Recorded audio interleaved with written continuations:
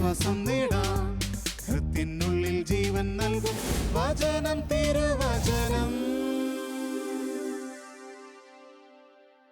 മിശിഹായിൽ സ്നേഹമുള്ള സഹോദരങ്ങളെ, വിശുദ്ധ മത്തായിയുടെ സുവിശേഷം 16-ാം അധ്യായം 26-ാമത്തെ വാക്യത്തിൽ നാം വായിക്കുകയും, ഒരുവൻ ലോകം മുഴുവൻ നേടിയാലും സ്വന്തം ആത്മാവിനെ നഷ്ടപ്പെടുത്തിയാൽ അവന് എന്ത് പ്രയോജനം? ഒരുവൻ സ്വന്തം ആത്മാവിന് പകരമായി എന്തു കൊടുക്കും? സ്നേഹമുള്ളവരെ, ഈ വാക്യത്തിലൂടെ ഈശോ നമ്മോട് സംസാരിക്കുന്നത് നമ്മുടെ ആത്മാവിൻ്റെ അമൂല്യതയെക്കുറിച്ച്. ഈ ലോകത്തിലെ ക്ഷണികമായ നശ്വരമായ ഈ ജീവിതത്തിൽ നമ്മെ അനശ്വരതയുള്ളവരാക്കി മാറ്റുന്നത് നമ്മിൽ ദൈവം നിവേശിപ്പിച്ച ഈ ആത്മാവ്. നാം വായിക്കുന്നുണ്ട്, ഉൽപ്പത്തിയുടെ പുസ്തകത്തിൽ, മണ്ണുകൊണ്ട് മനുഷ്യനെ മെനഞ്ഞ ദൈവം ആ മനുഷ്യൻ്റെ നാസാരന്ധ്രങ്ങളിലേക്ക് തൻ്റെ ജീവനെ നിശ്വസിപ്പിക്കുകയും അങ്ങനെ മനുഷ്യൻ ജീവനുള്ളവനായി മാറി. കേവലം ഈ ഭൂമിയിലെ മണ്ണുകൊണ്ട് മെനയപ്പെട്ട മനുഷ്യൻ, ആ മനുഷ്യൻ ജീവനുള്ളവനായി വിലയുള്ളവനായി മാറുന്നത് ദൈവത്തിൻ്റെ ജീവൻ അവനിലേക്ക്, ആ മനുഷ്യനിലേക്ക് നിസ്വനം ചെയ്യപ്പെടുമ്പോൾ. ഈ ദൈവത്തിൻ്റെ ജീവൻ, മനുഷ്യനിലെ ദൈവത്തിൻ്റെ ആത്മാവ് അഥവാ മനുഷ്യൻ്റെ ആത്മാവ്, ഈ ആത്മാവ് മനുഷ്യനെ അമൂല്യതയുള്ളവനാക്കി, അമൂല്യമായ വിലമതിക്കാനാവാത്ത വിലയുള്ള വ്യക്തിയാക്കി, അനശ്വരതയുള്ള വ്യക്തിയാക്കി മാറ്റുകയും, വാസ്തവത്തിൽ ഈ ഭൂമിയിലെ മനുഷ്യൻ്റെ ജീവിതം നമുക്കെല്ലാം അറിയാവുന്നത് പോലെ നശ്വരമായ ജീവിതമാണ്. കേവലം ഏതാനും വർഷങ്ങൾ മാത്രം നീണ്ടു നിൽക്കുന്ന മനുഷ്യൻ്റെ അസ്തിത്വമാണ് ഈ ഭൂമിയിലുള്ളത്. എന്നാൽ ഈ ഭൂമിയിലെ അസ്തിത്വം അവസാനിക്കുമ്പോഴും മനുഷ്യൻ്റെ ജീവിതം അവസാനിക്കുന്നില്ല. കാരണം ഒരിക്കലും മരിക്കുവാനാവാത്ത, ഒരിക്കലും നശിക്കുവാനാവാത്ത മനുഷ്യൻ്റെ ആത്മാവ് മരണത്തെയും അതിജീവിക്കുന്നു എന്നുള്ളതാണ്.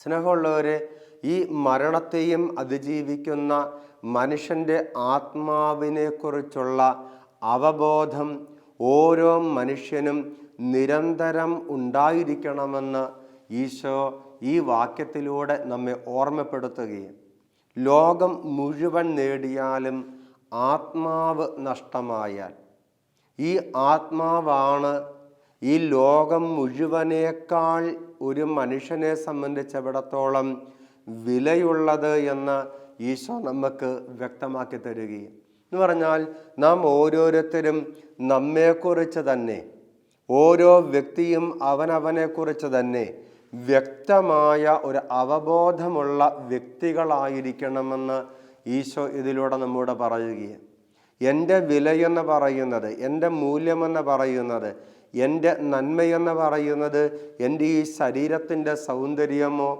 എൻ്റെ ഈ ശരീരത്തിൻ്റെ കഴിവുകളോ, അല്ലെങ്കിൽ എൻ്റെ ഈ ശരീരം കൊണ്ടും ഈ ജീവിതം കൊണ്ടും എനിക്ക് നേടിയെടുക്കാവുന്ന ഈ ഭൂമിയിലെ നന്മകളോ നേട്ടങ്ങളോ ഒന്നും അല്ല എന്ന് ഈശോ നമുക്ക് വ്യക്തമാക്കി പറഞ്ഞു തരികയും, അതുകൊണ്ട് തന്നെ ശരീരത്തിൻ്റെ കഴിവുകളെക്കുറിച്ചോ കഴിവുകേടുകളെക്കുറിച്ചോ, ഈ ലോകത്തിലെ സമ്പന്നതയെക്കുറിച്ചോ ദാരിദ്ര്യത്തെക്കുറിച്ചോ, ഈ ലോകത്തിലെ ഇല്ലായ്മകളെക്കുറിച്ചോ നേട്ടങ്ങളെക്കുറിച്ചോ സന്തോഷിക്കുകയോ വേദനിക്കുകയോ ചെയ്യുന്ന ഓരോ വ്യക്തിയോടും ഈശോ പറയുകയും, നാം വാസ്തവത്തിൽ സന്തോഷിക്കേണ്ടത്, വാസ്തവത്തിൽ നാം വേദനിക്കുകയാണെങ്കിൽ വേദനിക്കേണ്ടത് ഈ ലോകത്തിലെ നേട്ടങ്ങളെക്കുറിച്ചോ, ഈ ലോകത്തിലെ നന്മകളെക്കുറിച്ചോ, ഈ ലോകത്തിലെ ഇല്ലായ്മകളെക്കുറിച്ചോ, ഈ ലോകത്തിലെ ശൂന്യതകളെക്കുറിച്ചോ അല്ല, ഈ ശരീരത്തിൻ്റെ കഴിവുകളെക്കുറിച്ചോ ബലഹീനതകളെക്കുറിച്ചോ അല്ല, പിന്നെയോ എൻ്റെ ആത്മാവിനെ സംബന്ധിക്കുന്ന സംഗതികളെക്കുറിച്ച് സന്തോഷിക്കുവാനും ആവശ്യമെങ്കിൽ വേദനിക്കുവാനും സാധിക്കണമെന്ന് ഈ വാക്യത്തിലൂടെ ഈശോ നമ്മെ ഓർമ്മപ്പെടുത്തുകയും, നീ ലോകം മുഴുവൻ നേടിയാൽ വേട്ടപ്പട്ടിയെ പോലെ പരക്കം പായുന്ന ഒരുപിടി മനുഷ്യരുടെ മനുഷ്യ ജീവിതങ്ങളുടെ ഇടയിലാണ് നാം ഇന്ന് ജീവിക്കുന്നത്. എന്തിനോ വേണ്ടി പരക്കം പായുന്ന ജീവിതങ്ങൾ, എന്തിനോ വേണ്ടി അലഞ്ഞു തിരിയുന്ന ജീവിതങ്ങൾ, ലക്ഷ്യം എന്താണ് എന്ന് പോലും തിരിച്ചറിയാനാവാതെ പരക്കം പായുന്ന അലഞ്ഞു തിരിയുന്ന നെട്ടോട്ടമോടുന്ന ഒരുപിടി മനുഷ്യ ജീവിതങ്ങളുടെ ഇടയിൽ നാം ജീവിക്കുമ്പോൾ പലപ്പോഴും ലോകമോടുമ്പോൾ, നാടോടുമ്പോൾ നടുവേ ഓടുവാനുള്ള പ്രേരണ, പ്രലോഭനമായി നമ്മയൊക്കെ പിടികൂടാറുണ്ട്. നമ്മുടെയൊക്കെ ചിന്തയായി ഇത് മാറാറുണ്ട്. നാടോടുമ്പോൾ നടുവേ ഓടണമെന്ന്, എല്ലാവരും പരക്കം പായുമ്പോൾ കൂടെ പായണമെന്ന് എന്ന ചിന്ത, എന്തിനോ വേണ്ടിയൊക്കെ നേടിയെടുക്കുവാനും വെട്ടിപ്പിടിക്കുവാനും വേണ്ടിയുള്ള വേട്ടയാടലായി നമ്മുടെ ജീവിതത്തെ തെറ്റിദ്ധരിക്കുന്ന ഒരവസ്ഥ പലപ്പോഴും നമ്മുടെയൊക്കെ ചിന്തകളിലേക്ക് കടന്നു വരാറുണ്ട്.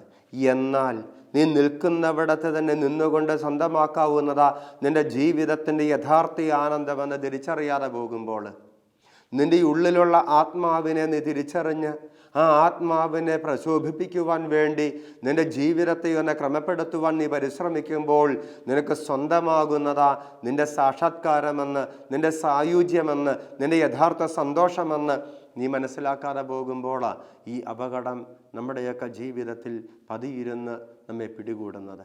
സ്നേഹമുള്ളവരെ, അതുകൊണ്ട് തന്നെ ഈ വചനത്തിൻ്റെ ആഴപ്പെട്ട അർത്ഥങ്ങളിലേക്ക് നാം ഒന്ന് ഇറങ്ങിച്ചെല്ലേണ്ടതായിട്ടുണ്ട്. ലോകം മുഴുവൻ നേടിയാലും നിൻ്റെ ആത്മാവ് നഷ്ടമായാൽ നിനക്ക് എന്താ പ്രയോജനം? സ്നേഹമുള്ളവരെ, ഇവിടെ നാം മനസ്സിലാക്കണം, ഒരുപാട് നേട്ടങ്ങൾക്ക് വേണ്ടി പരക്കം പാഞ്ഞ നിരവധി ജീവിതങ്ങൾ നമ്മുടെ മുമ്പിലുണ്ട്.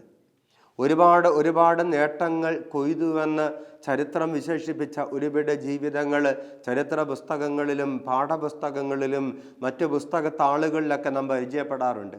പക്ഷേ പച്ചയായ മനുഷ്യൻ്റെ ആനുകാലിക പരിതസ്ഥിതിയിൽ അവൻ്റെ ഓർമ്മയിലേക്ക് തിരികെ വരുന്ന എത്ര ഉദാഹരണങ്ങൾ അവരുടെ ഇടയിലുണ്ട്. നാം ഒക്കെ വെറുതെ ഇരുന്ന് ഓർക്കുമ്പോൾ നമ്മുടെയൊക്കെ മനസ്സുകളിലേക്ക് അവരിൽ എത്ര ജീവിതങ്ങൾ കടന്നു വരാറുണ്ട്. അതല്ല എങ്കിൽ പാഠപുസ്തകങ്ങളിലും പുസ്തകത്താളുകളിലും വായിച്ചറിയുമ്പോൾ നാം പരിചയപ്പെടുമ്പോൾ ഓർക്കുന്നതല്ലാതെ എത്ര ജീവിതങ്ങളെക്കുറിച്ച് നാം ഓർക്കാറുണ്ട്. എന്നാൽ നമ്മുടെയൊക്കെ അനുദിന ജീവിതത്തിൽ മരണശേഷവും സഹായത്തിന് വരുന്ന നിരവധി വിശുദ്ധാത്മാക്കളെ നമുക്കറിയാം. ഞാൻ ഈ ഭൂമിയിൽ നിന്ന് മരണം മൂലം വേർപെട്ടു പോയാൽ സ്വർഗത്തിൽ നിന്ന് കൂടുതൽ റോസാപ്പൂക്കളെ ഭൂമിയിലേക്ക് അയക്കുമെന്ന് പറഞ്ഞ വിശുദ്ധാത്മാക്കളെ നമുക്കറിയാം.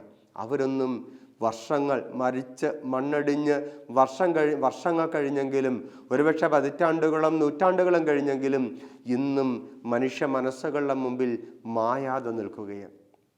ഇവിടെ ആ വചനം നമ്മെ ഓർമ്മപ്പെടുത്തുന്നത്, നാം യഥാർത്ഥത്തിൽ സ്വന്തമാക്കേണ്ട നേട്ടങ്ങൾ ഏത് തരത്തിലുള്ളതാണ്? നാം യഥാർത്ഥത്തിൽ പരക്കം പായേണ്ടത് ഏത് തരത്തിലുള്ള നേട്ടങ്ങൾക്കും നന്മകൾക്കും സമ്പന്നതയ്ക്കും വേണ്ടി? ഈ ഭൂമിയിലെ നേട്ടങ്ങൾക്ക് വേണ്ടിയാണോ? ഈ ലോകത്തിൻ്റെ സമ്പന്നതയും സുഖസൗകര്യങ്ങളും സ്വരുക്കൂട്ടുവാൻ വേണ്ടിയാണോ?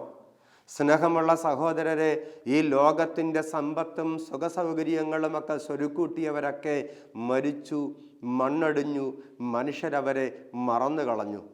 എന്നാൽ ഈ ലോകത്തിൻ്റെ സമ്പത്തോ സുഖസൗകര്യങ്ങളോ സ്വരുക്കൂട്ടുവാൻ വേണ്ടി പരക്കം പായാതെ സ്വർഗത്തിൽ സ്വർഗീയമായ പുണ്യങ്ങളെ സ്വന്തമാക്കുവാനും അവിടെ സമ്പന്നത സ്വരുക്കൂട്ടുവാനും പരിശ്രമിച്ച വിശുദ്ധാത്മാക്കളെല്ലാം ഇന്നും മനുഷ്യ മനസ്സുകളിൽ മായാതെ അവശേഷിക്കുകയാണ്.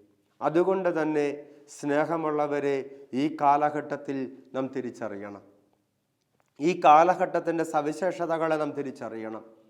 ഈ ലോകത്തിൻ്റെ പരക്കം പാച്ചലുകളെ നാം മനസ്സിലാക്കണം.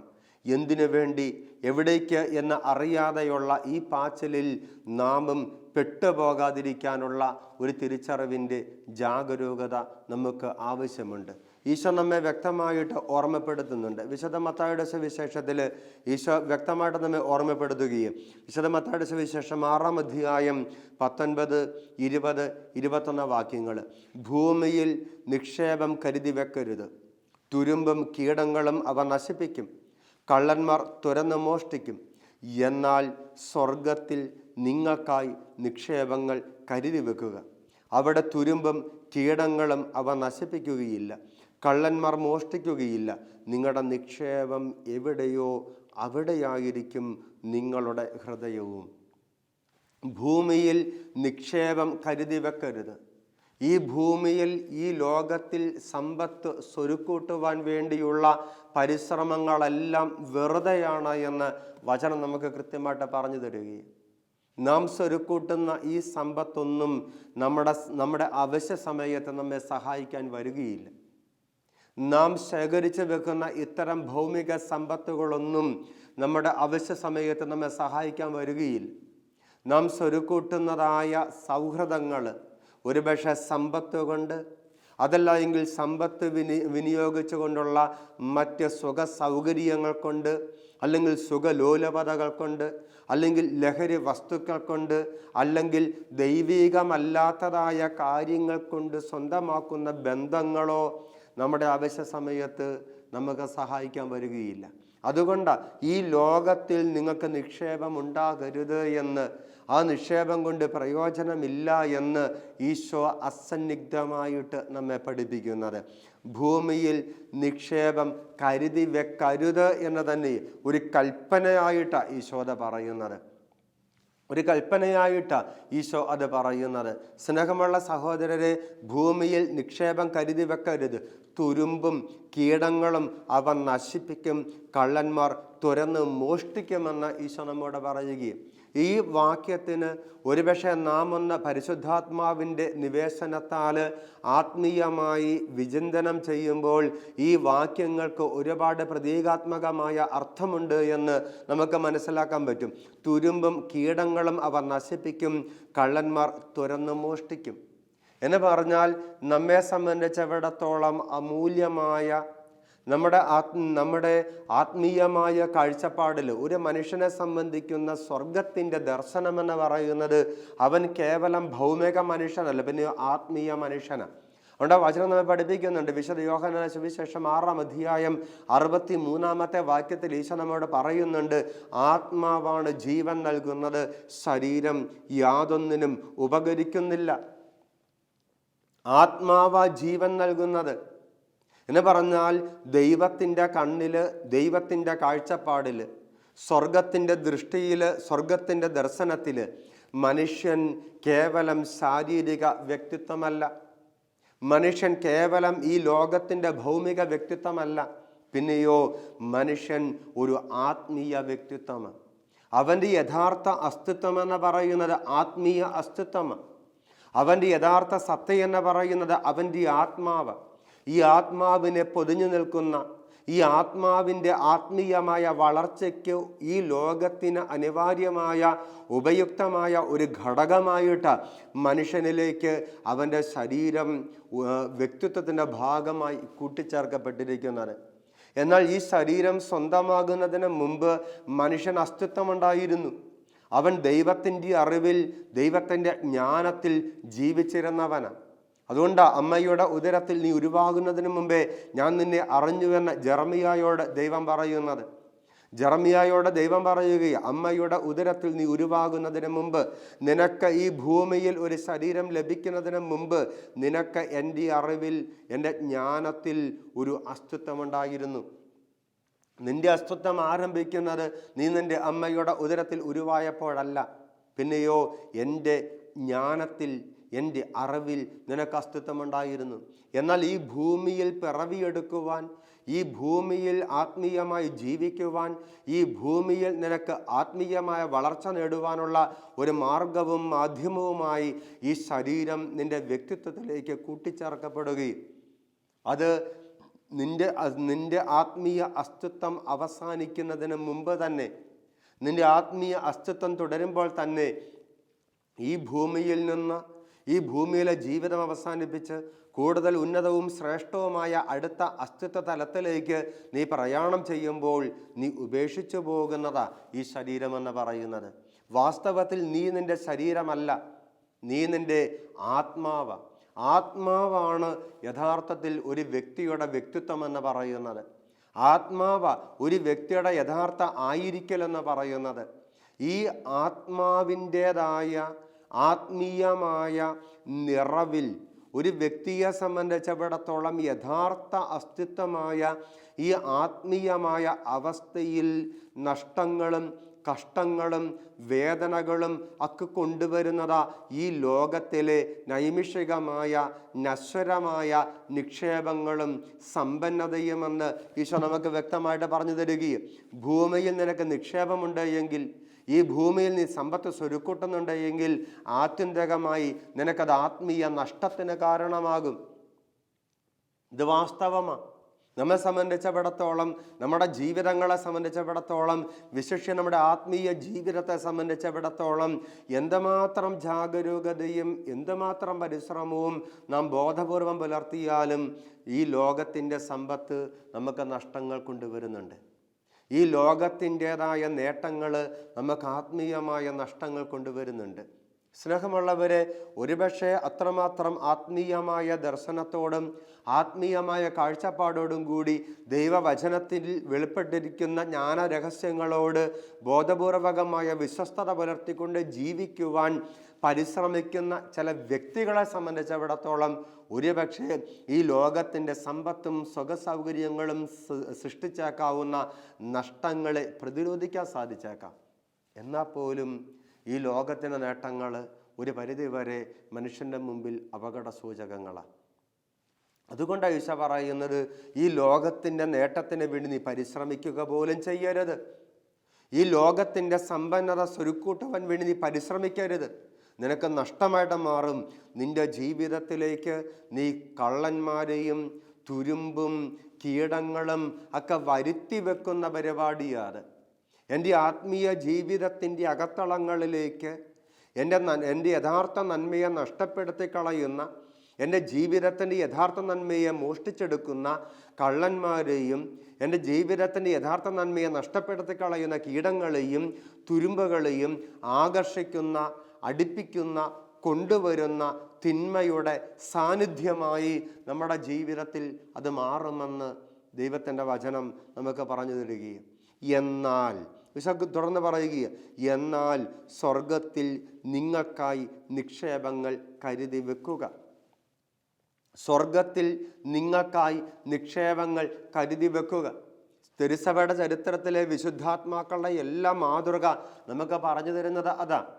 ഈ ലോകത്തിൽ നമുക്കുള്ളതായ ശരീരത്തിൻ്റെ കഴിവുകൾ, ഈ ശരീരം കൊണ്ട് ഒരുപക്ഷെ നേടിയേക്കാവുന്ന മാനുഷികമായ ഭൗമികമായ മറ്റ് നന്മകൾ, എനിക്കുള്ളതെല്ലാം, എനിക്ക് സാധ്യമായതെല്ലാം ഞാൻ പരമാവധി വിനിയോഗിക്കുകയും എന്തിനു വേണ്ടി? സ്വർഗത്തിൽ നിക്ഷേപം സ്വരുക്കൂട്ടുവാൻ വേണ്ടി, സ്വർഗീയമായ നന്മകളെ ഞാൻ സ്വന്തമാക്കുവാൻ വേണ്ടി, സ്വർഗത്തിൽ എനിക്ക് വിശുദ്ധിയുടെ മാണിക്യങ്ങളും പവിഴങ്ങളും രത്നങ്ങളും സ്വന്തമാകുവാൻ വേണ്ടി. അവിടെ സ്വർഗത്തിൽ നിങ്ങൾക്ക് നിക്ഷേപം കരുതി വെക്കുക. അവിടെ നാം എന്തുമാത്രം നിക്ഷേപം സ്വരുക്കൂട്ടിയാലും ഒരു തരത്തിലുമുള്ള കീടങ്ങളോ തുരുമ്പോ നമ്മെ നശിപ്പിക്കുകയില്ല. കള്ളന്മാർ മോഷ്ടിക്കാൻ വരികയുമില്ല. യഥാർത്ഥത്തിൽ ബൈബിളിലെ ഈ കള്ളൻ ആരാണെന്ന് നമുക്കറിയാം. യോഹന്നാന്റെ സുവിശേഷം 10-ാം അധ്യായം 10-ാമത്തെ വാക്യത്തിൽ ഈശോ വ്യക്തമായിട്ട് നമുക്ക് പറഞ്ഞു തരികയാ, കള്ളൻ വരുന്നത് കൊല്ലുവാനും നശിപ്പിക്കുവാനും മോഷ്ടിക്കുവാനും വേണ്ടിയ. കള്ളൻ വരുന്നത് കൊല്ലുവാനും നശിപ്പിക്കുവാനും മോഷ്ടിക്കുവാനും വേണ്ടിയ. എന്നാൽ നാം സ്വർഗത്തിൽ നിക്ഷേപങ്ങൾ കരുതി വെക്കുന്നുവെങ്കിൽ, സ്വർഗീയമായ വിശുദ്ധിയാണ് നാം സ്വരുക്കൂട്ടുന്നത് എങ്കിൽ, ഈ ലോകത്തിൻ്റെതായ അല്ലെങ്കിൽ തിന്മയുടേതായ പൈശാചികമായ ശക്തികൾക്ക് യാതൊരു ആകർഷണവുമില്ലാത്ത, യാതൊരു താല്പര്യവുമില്ലാത്ത, അഥവാ താല്പര്യം തോന്നിയാൽ പോലും സ്വന്തമാക്കുവാനോ സ്വീകരിക്കുവാനോ സാധിക്കാത്ത കാര്യങ്ങളാണ് ഈ സ്വർഗീയമായ നന്മയെന്ന് ഈശോ നമുക്ക് പറഞ്ഞു തരികയും, ഞാൻ സ്വർഗീയമായ നന്മയ്ക്ക് വേണ്ടി പരിശ്രമിക്കുമ്പോൾ, പ്രാർത്ഥനയിലൂടെ, പ്രാശ്ചിത്തത്തിലൂടെ, പരോപകാര പ്രവർത്തികളിലൂടെ ഞാൻ സ്വർഗീയമായ നന്മയ്ക്ക് വേണ്ടി പരിശ്രമിക്കുമ്പോൾ, അങ്ങനെയുള്ള ഒരു വ്യക്തിയുടെ സമീപത്തേക്ക് പോലും വരാൻ പിശാച് ഭയപ്പെടുമെന്ന് വിശുദ്ധാത്മാക്കളുടെ ഉദാഹരണങ്ങളിലൂടെ തിരുസഭയുടെ പവിത്രമായ പാരമ്പര്യം നമ്മെ പഠിപ്പിച്ചു തരികയും, സ്നേഹമുള്ളവരെ, അതുകൊണ്ട് തന്നെ പിശാചിൽ നിന്ന്, തിന്മയിൽ നിന്ന്, തിന്മയുടേതായ പൈശാചിക ശക്തികളിൽ നിന്ന് സംരക്ഷണം ആഗ്രഹിക്കുന്നവർ ചെയ്യേണ്ടത് ഈ ലോകത്തിൽ സ്വയം ശൂന്യവൽക്കരിക്കുക, സ്വർഗത്തിൽ സമ്പന്നത സ്വരുക്കൂട്ടുക എന്നുള്ളത്. ഈ ലോകത്തിൽ എന്തുമാത്രം സ്വയം ശൂന്യവൽക്കരിക്കാൻ ഒരു വ്യക്തി തയ്യാറാകുന്നുവോ ആ വ്യക്തിയിൽ നിന്ന് പിശാച് ഭയപ്പെട്ടോടുമെന്ന് തിരുസഭയുടെ വിശുദ്ധരായ പിതാക്കന്മാർ പഠിപ്പിക്കുകയും, സ്വയം ശൂന്യവൽക്കരിക്കാൻ തയ്യാറാകുമ്പോൾ ഈ സ്വയം ശൂന്യവൽക്കരണത്തിൻ്റെ ഏറ്റവും ഉന്നതമായ, ഏറ്റവും ശ്രേഷ്ഠമായ ഭാവമാ ജീവിതത്തിൻ്റെ എളിമപ്പെടൽ എന്ന് പറയുന്നത്. ജീവിതത്തിൻ്റെ എളിമപ്പെടൽ എന്ന് പറഞ്ഞാൽ സമ്പത്ത്, സ്ഥാനമാനങ്ങൾ, സുഖസൗകര്യങ്ങൾ ഇവയെ സ്വന്തം ജീവിതത്തിൽ നിന്ന് തിരസ്കരിക്കുവാൻ ഒരു വ്യക്തി പരിശ്രമിക്കുമ്പോൾ അതിലൊരു സ്വയം എളിമപ്പെടലിൻ്റെതായ തലമുണ്ട്. ഈ എളിമപ്പെടൽ ഒരു വ്യക്തിക്ക് സാധ്യമാകുമ്പോൾ, ഒരു വ്യക്തി സ്വന്തം ജീവിതത്തിൽ എളിമപ്പെടലിന് തയ്യാറാകുമ്പോൾ അഹങ്കാരത്തിൻ്റെ ആൾരൂപമായ പിശാചിന് ആ വ്യക്തിയുടെ സമീപത്തേക്ക് പോലും കടന്നു വരാൻ സാധിക്കുകയില്ല. അതുകൊണ്ട് തന്നെ സാമ്പത്തികമായിട്ടോ അല്ലെങ്കിൽ മറ്റ് ഈ ലോകത്തിൻ്റെതായ ഭൗമികമായ കാഴ്ചപ്പാടിൽ ഒരു വ്യക്തി എന്തുമാത്രം സ്വയം ശൂന്യവൽക്കരിക്കുവാനും എന്തുമാത്രം സ്വയം എളിമപ്പെടുവാനും തയ്യാറാകുന്നുവോ അതിനനുസരിച്ച് ആ വ്യക്തിയിൽ നിന്ന് പിശാച് ഓടിയകലുകയും ആ വ്യക്തി സ്വർഗീയമായ ജീവിതത്തിൻ്റെ, സ്വർഗീയമായ വിശുദ്ധിയുടെ ഉടമയായി ആ ഉടമസ്ഥതയിൽ വളരുകയും ഉയരുകയും ചെയ്യുന്ന ഒരു അനുഭവം. അതുകൊണ്ട് തന്നെ ഈശോ ഈ വചനത്തിലൂടെ നമുക്ക് വ്യക്തമായിട്ട് പറഞ്ഞു തരികയാണ്, നിന്റെ നിക്ഷേപം എവിടെയോ അവിടെയായിരിക്കും നിന്റെ ഹൃദയം. എന്ന് പറഞ്ഞാൽ സ്വർഗീയമായ നേട്ടങ്ങൾക്ക് വേണ്ടിയാണ് എൻ്റെ ജീവിതത്തെ ഞാൻ ക്രമപ്പെടുത്തിയിരിക്കുന്നത് എങ്കിൽ, സ്വർഗീയമായ നിലനിൽക്കുന്ന നന്മകളെയും സ്വർഗീയമായ നിലനിൽക്കുന്ന സമ്പന്നതയെയും സ്വന്തമാക്കുവാൻ വേണ്ടിയാ എൻ്റെ ജീവിതത്തെ ഞാൻ ക്രമപ്പെടുത്തുന്നത് എങ്കിൽ എൻ്റെ ഹൃദയം ഈ സ്വർഗീയമായ നന്മകളാൽ നിറഞ്ഞ ഒരു വ്യക്തിയായിരിക്കും എന്ന് മാത്രമല്ല, ആ വ്യക്തിയുടെ ഹൃദയം സ്വർഗത്തിൽ ഇരിപ്പ് ഉറപ്പിച്ച ഹൃദയമായിരിക്കും. സ്വർഗത്തിൽ സ്വന്തം ജീവിതത്തിൻ്റെ ഇടം കണ്ടെത്തിയ വ്യക്തിയായിരിക്കും ആ വ്യക്തി. സ്നേഹമുള്ളവരെ, ഇത്തരത്തിലുള്ള ഒരു ജീവിതത്തിലേക്ക് ഈശോ പറയുകയെ, ലോകം മുഴുവൻ നേടിയാലും നിന്റെ ആത്മാവ് നഷ്ടമായാൽ നിനക്കെന്താ പ്രയോജനം? ഈ ആത്മാവിന് പകരമായി നീ എന്തു കൊടുക്കും? മരണത്തിൻ്റെ വിനാഴികയിൽ നിന്റെ ജീവനെ ദൈവം ആവശ്യപ്പെടുന്ന സമയത്ത് അല്ലേ, വിശുദ്ധ ലൂക്കായുടെ സുവിശേഷത്തിൻ്റെ 12-ാം അധ്യായത്തിൻ്റെ 19-ാമത്തെ വാക്യത്തിൽ ഈശോ വ്യക്തമായിട്ട് നമ്മോടത് പറയുന്നുണ്ടല്ലോ. എന്നാൽ ദൈവം അവനോട് പറഞ്ഞു, ഭോഷ, ഈ രാത്രി നിന്റെ ആത്മാവിനെ നിന്നിൽ നിന്ന് ആവശ്യപ്പെടും. അപ്പോൾ നീ ഒരുക്കി വച്ചിരിക്കുന്നവ ആരുടേതാകും? ഇതുപോലെ തന്നെ ദൈവസന്നിധിയിൽ സമ്പന്നനാകാതെ തനിക്ക് വേണ്ടി സമ്പത്ത് ശേഖരിച്ച് വെക്കുന്നവനും. കൃത്യമായിട്ട് പറയുക, ഇതുപോലെ തന്നെ ദൈവസന്നിധിയിൽ സ്വർഗത്തിൽ സമ്പന്നനാകാതെ തനിക്ക് വേണ്ടി തന്നെ സമ്പത്ത് ശേഖരിച്ച് വെക്കുന്നവര്, ഈ ലോകത്തിൽ സമ്പത്ത് ശേഖരിക്കുന്നവര്, ഈ ലോകത്തിൽ സുഖസൗകര്യങ്ങളും സൽപ്പേരും സൗഹൃദങ്ങളും ശേഖരിക്കുന്നവര്, മരണത്തിൻ്റെ സമയത്ത് നിന്നെ ജീവന ദൈവം ആവശ്യപ്പെടുമ്പോൾ നിന്നെ സഹായിക്കുവാനോ നിന്നെ രക്ഷിക്കുവാനോ അവയ്ക്കൊന്നും സാധിക്കില്ല എന്ന് ഇപ്പോൾ തിരിച്ചറിഞ്ഞ് ഈ സമ്പത്തും ഈ സുഖസൗകര്യങ്ങളും ഈ സുഖലോലുപതകളൊക്കെ സ്വർഗത്തിലെ സമ്പന്നത സ്വന്തമാക്കുവാനുള്ള മാർഗങ്ങളും മാധ്യമങ്ങളുമാക്കി മാറ്റുന്നുവെങ്കിൽ അവർക്ക് ജീവിതത്തിൽ പ്രത്യാശയ്ക്ക് വകയുണ്ട്. എൻ്റെ സ്നേഹമുള്ളവരെ, നമുക്ക് സമർപ്പിക്കാം നമ്മുടെ ജീവിതത്തെ, നമ്മുടെ ഹൃദയത്തെ, നമ്മുടെ മനസ്സിനെ ദൈവസന്നിധിയിൽ പൂർണ്ണമായി സമർപ്പിക്കാം. ഈ ശരീരവും ഈ ലോകവും ഈ ലോക ജീവിതവുമൊക്കെ സ്വർഗത്തിലെ സമ്പന്നത സ്വരുക്കൂട്ടുവാനുള്ള മാർഗമായി, മാധ്യമമായി മാറ്റുവാനുള്ള കൃപയ്ക്ക് വേണ്ടി ഈശോയോട് പ്രാർത്ഥിച്ചുകൊണ്ട് അതിനായി നമ്മുടെ ജീവിതത്തെ പൂർണ്ണമായി സമർപ്പിക്കാം. ദൈവം നമ്മെ അനുഗ്രഹിക്കട്ടെ. ആമേൻ.